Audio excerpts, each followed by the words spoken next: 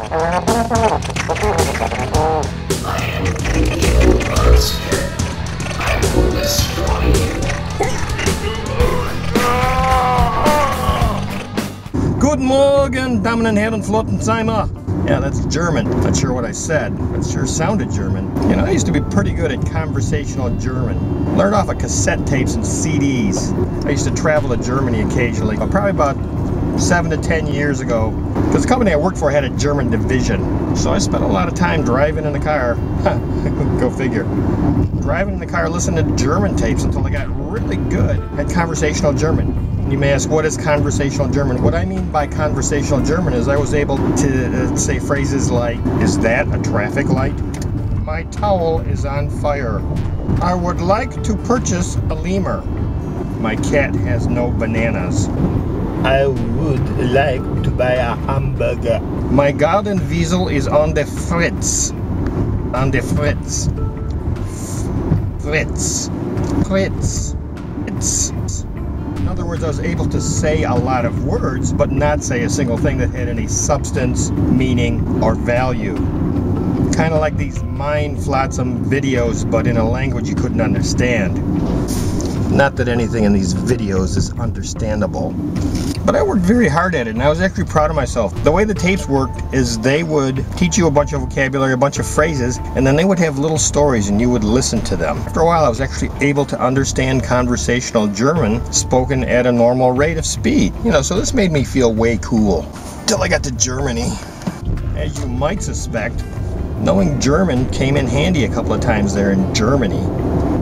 One time, co-worker and I went to a restaurant, tiny restaurant in a tiny town. Waiter brought us menus.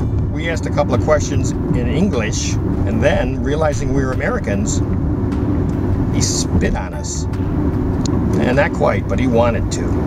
Then I began asking questions and speaking German off the menu.